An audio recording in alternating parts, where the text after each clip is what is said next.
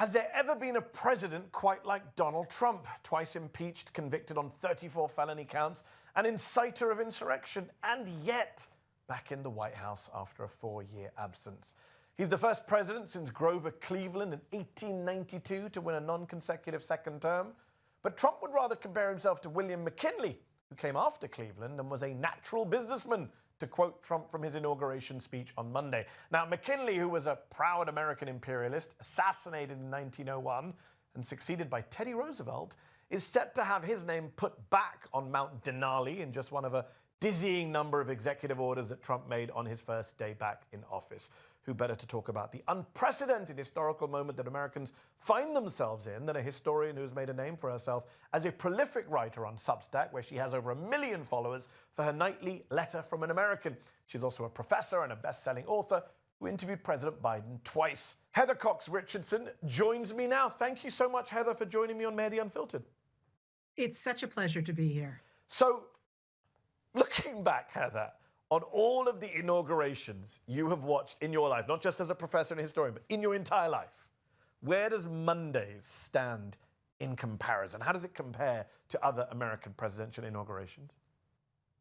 It's really different in one very obvious way, and that is that usually an inauguration speech is designed to bring the country together and to put behind the rancor of the campaign that came before it. And of course, Trump didn't do that. He doubled down on what he did during the campaign. I thought that was interesting. I thought more interesting was what happened immediately after that when he spoke to a smaller group of his followers in an adjoining room to where he had given that speech in the rotunda, in the same place where the people who had supported him in 2021 tried to overturn the government. And in that second speech, it was interesting to me because it was not scripted. It was all over the map. It was off the wall, very hard to follow. And I think more of what we're really grappling with in this new administration than that canned speech that came before. So, Heather, given he gave that second speech, then he gave another speech at the Capitol Arena, he chatted to journalists, he said a lot of stuff. He did a lot of stuff. He signed a record number of executive orders. You know that Steve Bannon has talked about flooding the zone with shit. Stephen Miller has talked about that being the strategy for the second term. There's a blitz of stuff from birthright citizenship to, all of the other stuff that's going on, the border emergency. What's one thing perhaps stood out to you above everything else that you heard or saw him do since Monday? Again, what stood out to me was that he doesn't seem to me to be fully on his pins. That is, if you think about I think it's 78 executive orders at this point, they have largely been messaging to his base that he was going to do the sorts of things that he promised to do.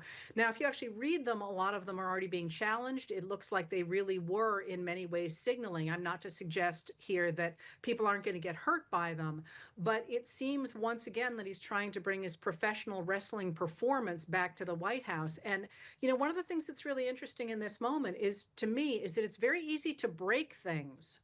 It's much harder to rebuild them. And you can see this, I think, in the January 6th pardons that he delivered, the pardoning of everybody, the blanket pardons.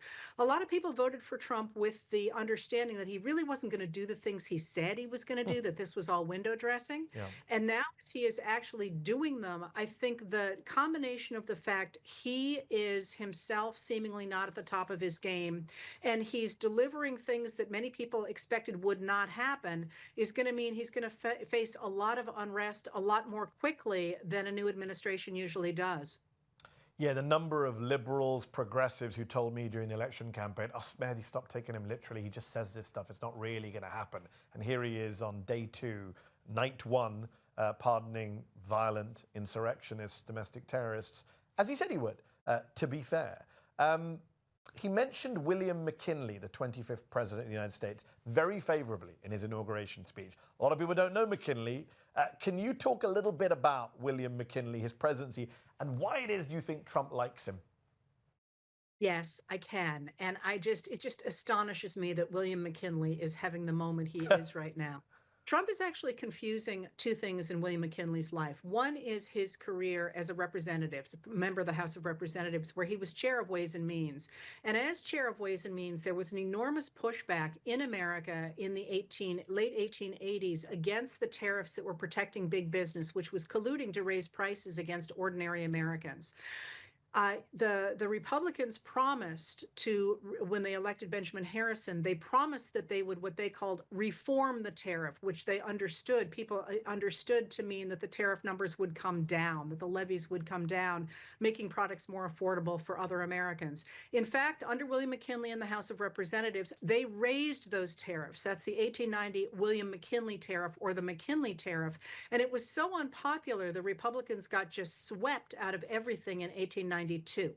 So one of the things that happens when they sweep the Republicans out in 92 is there's a Republican who actually writes a letter to the president and says, well, at least we've gotten rid of that no good, no talent William McKinley. McKinley is reelected or is elected as president in 1896. And what he really represents is this extraordinary turnover of the government to big business at the time. And in fact, the government is funded by big business, and there is the government works with big business, and there is enormous unrest over that. And when McKinley is elected, it looks as if America is headed toward a civil war between workers and employers and industrialists. And one of the things that makes that so it doesn't happen is the discovery of gold in the Yukon, because that begins to flood back into the country and changes the financial situation. But I think what Trump is really doing when he doubles down on McKinley is he's saying, I want a world again where a few rich guys run everything. And that's great. That's when everybody's really rich. And what he misses is that that's when a very few people were really rich. And, children are working in the factories and losing their limbs, and people can't have educations, and they live in tenements. And, this is where we got the progressive era. So it's this weird, like, funhouse vision of William McKinley, both as himself a great leader.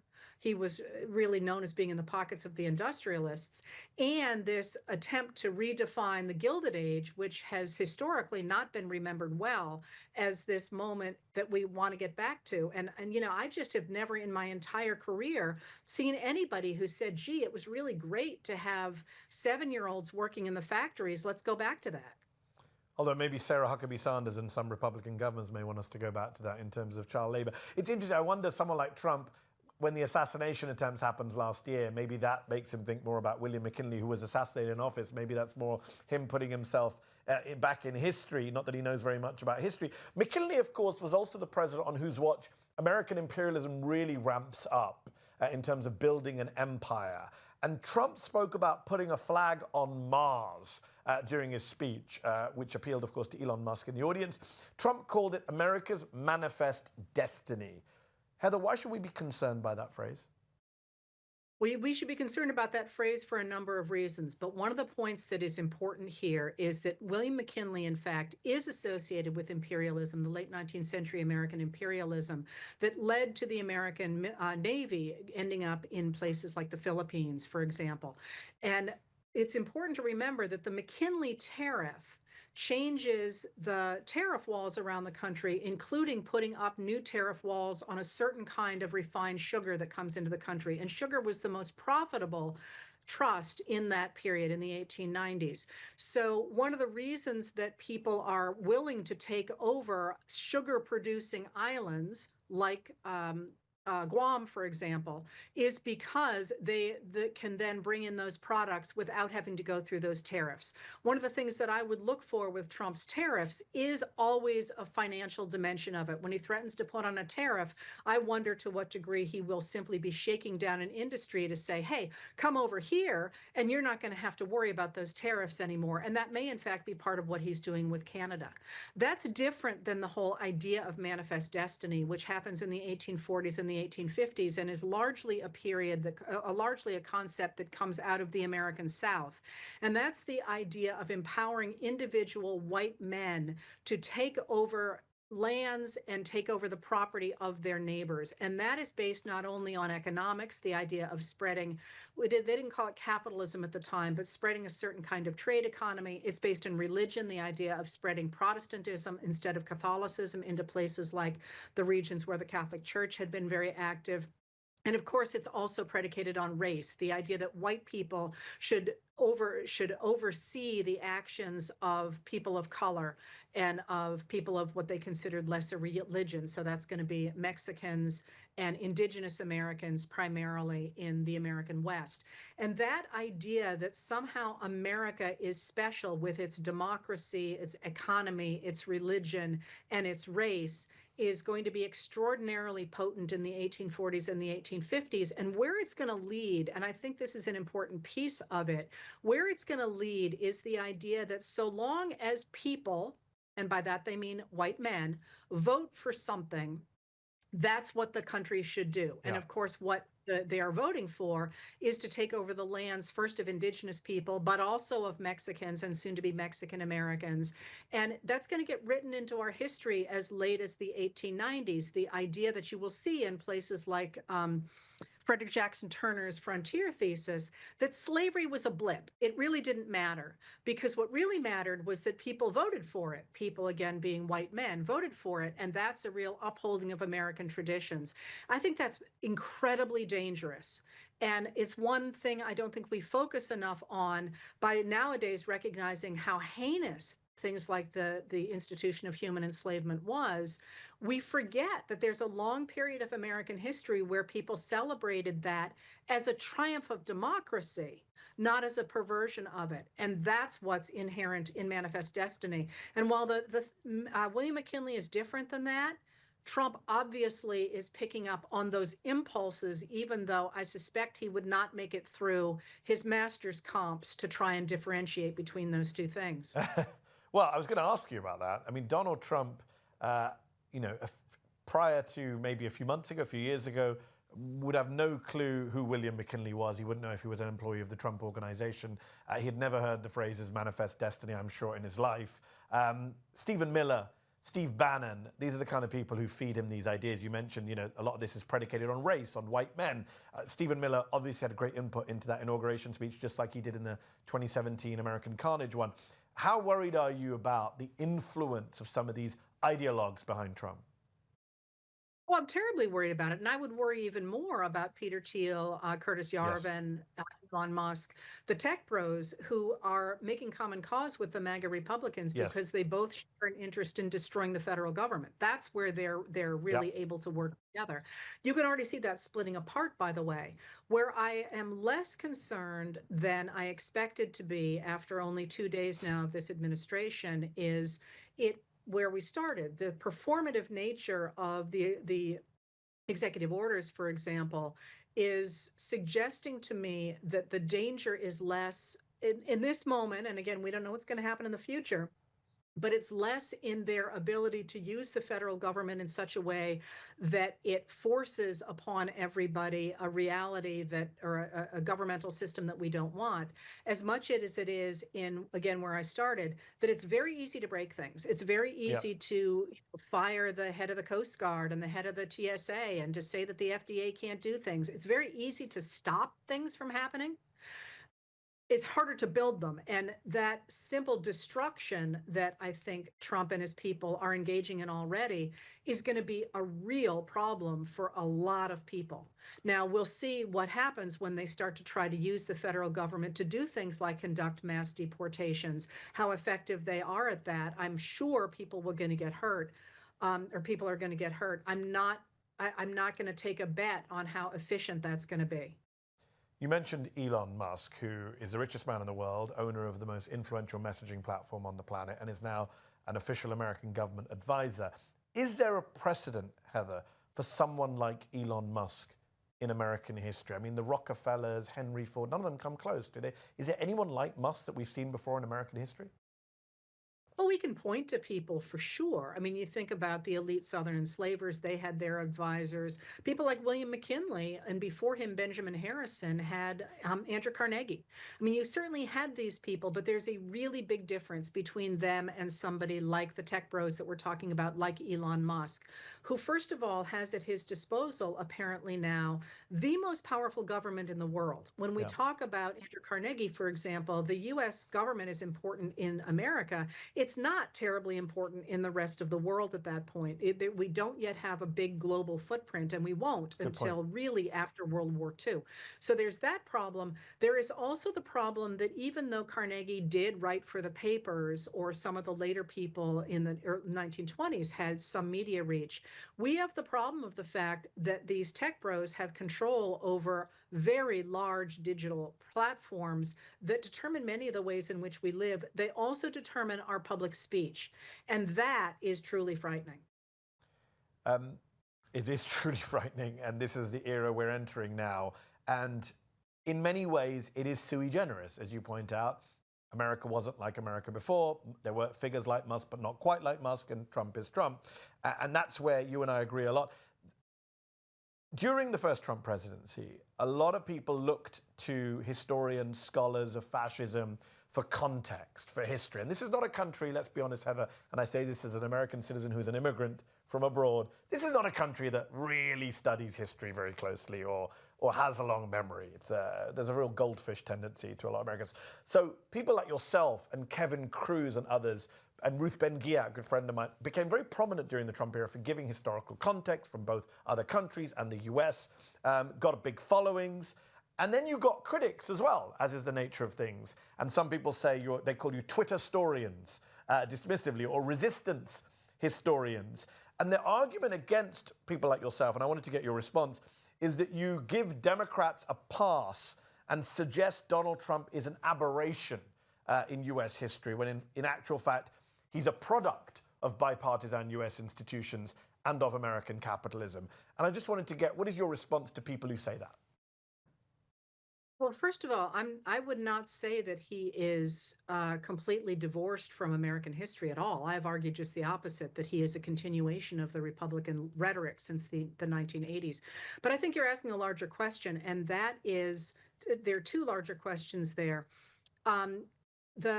The touchstone for me is not partisanship. It's not Democrats or Republicans. It is who is currently a threat to American democracy. And that right now is the MAGA party, which I've said repeatedly is not the same thing as traditional Republicans. And that, I can't speak for other historians, but that to me is what's really at stake here, not Republicans or Democrats or independents or any political party. Democracy What's itself. At stake what's our democracy itself you're focused on. Yes, and the principles of our foundational documents. But I think there's a larger question there for the profession, and that is, there's two ways to look at what we do as scholars, not as teachers, which I think is a third question. And that is, do you support a political party, which is something that someone like Arthur Schlesinger Jr. insisted was the case, that in fact historians should throw their weight, in his case, with the Democratic Party, because that was the wave of the future? Or should you do what somebody like John Hope Franklin argued very, very well, I think, in The Historian? Should you try to identify what historians actually do, which is the patterns of American, in this case, history, to illuminate the present without taking a side necessarily? And people disagree about that, and people who I respect a lot disagree about that. But I'm with John Hope Franklin on that what we do as historians is we say, here are some patterns, and here are the patterns that may or may not have resonance today. And that doesn't suggest that any historian has a monopoly on those. So we have different ways we look at the world. And I would suggest that the more voices we get, not only from history, but also from literature and from art and from music, from American culture, in ways that has tended to be neglected over the last several decades, is really valuable, because people might listen to me and think, oh man, she's nailed that pattern. It's really great. This is the way I should think about the world. And somebody else is going to say, she is completely out to lunch. She has completely missed this issue that is much more important.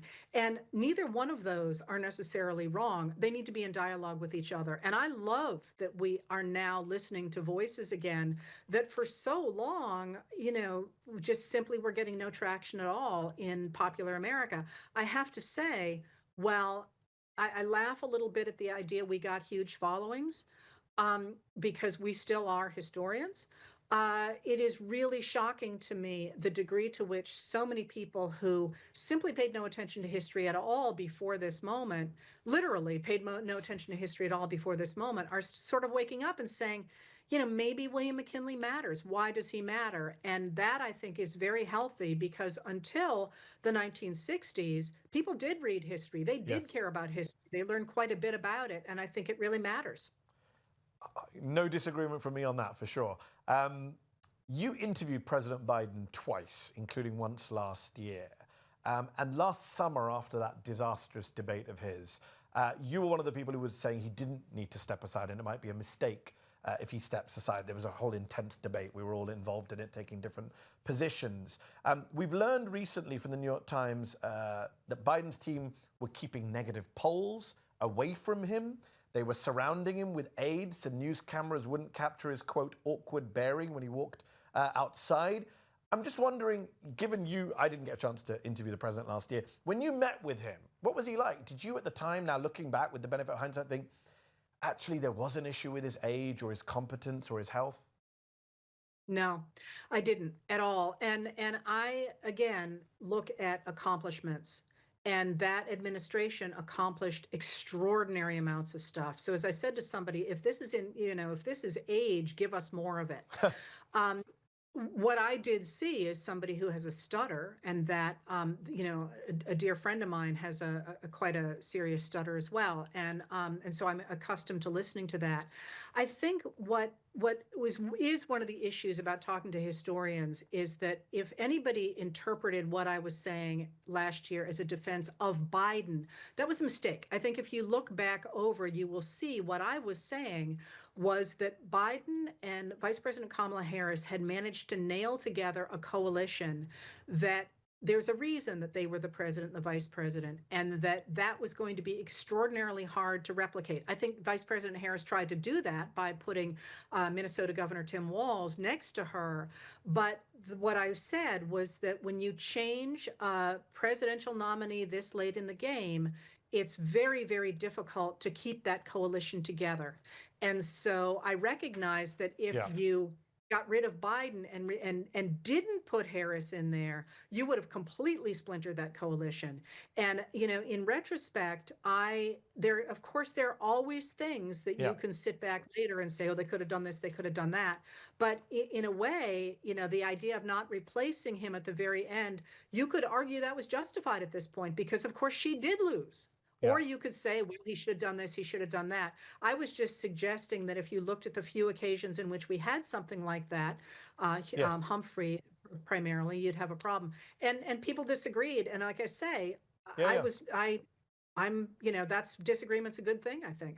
Indeed, and well, I'll come to Humphrey in a second, but it's interesting because, of course, he claims he still would have won, and a lot of us are like, no, you would have lost worse than Harris, and of course we'll never know. We don't know. We'll never know. We don't know. The polls suggest that he would have lost much worse than Harris, and we now know that he had much worse than a stutter. But anyways, history is history. That Biden is now history, but I do wonder from the perspective of history, and you mentioned the accomplishments.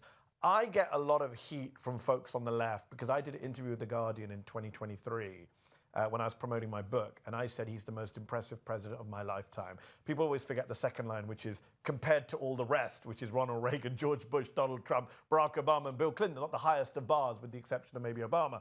And I still actually think, despite Gaza, and I think his record on Gaza is shameful, unforgivable, I think Harris did a Humphrey and didn't distance herself from Gaza like he didn't distance himself from Vietnam. Another famous counterfactual, what would have happened in '68 if he had thrown LBJ under the bus. But on domestic policy, I will always say Biden was a very strong president, right? I think he screwed up his legacy with the foreign policy. What will historians say about that domestic policy record when it comes to things like the American Rescue Plan, the Inflation Reduction Act? We now have Donald Trump already chest beating, saying infrastructure weeks back, and they're going to take credit for a lot of the economic achievements of Biden. We know that's what he did last time around. Given Jimmy Carter just passed away and got a much more positive reception than many people would have imagined, given how historians talk about his presidency, do you think, Gaza aside, there might be a reevaluation of Joe Biden's domestic policy record as president going forward? Well, I don't know if it needs to be a reevaluation. I think what he did was earth-shattering in that he took the previous 40 years of neoliberalism and supply side economics and said, this doesn't work. I'm taking us back to what we did between 1933 and 1981, and I'm going to prove it works. And he did. I think that's why there was such incredible venom directed at him toward those people Well, who he had an proved it interest worked in. economically. Unfortunately, he didn't prove it worked politically because they lost. That's the problem. That's where I think that's where I would say that the Biden administration did not measure up to the moment. And I think it was understandable. I think that Biden and his team made the calculation that so long as they produced things that people liked, that people would like that he was staying out of the limelight, that he was trying to work in a bipartisan fashion, that he was trying to heal the country. And what we learned was what that did is gave room for Donald Trump to be unprecedented in his use of his position as a former president, essentially to run a shadow presidency that was constantly carping on the Biden administration. And one of the things that I don't think we talk about, I don't think we talk about that enough, because presidents have traditionally backed away after they leave office and let the next president carry on as they wish. Certainly Barack Obama even said he was going to do that with Trump. Go ahead, I'm not going to stand in your way. But that's important. I also think it's really important that the MAGA Republicans were actively working to destroy the government while Biden was trying to build it. Yes. And I compared it the other day to Abraham Lincoln trying to deal with the problem of westward expansion, which is actually at the heart of what happens in the middle of the 19th century, while the Confederates are still in the government. I mean, Lincoln had the benefit of the fact those people trying to destroy the United States left.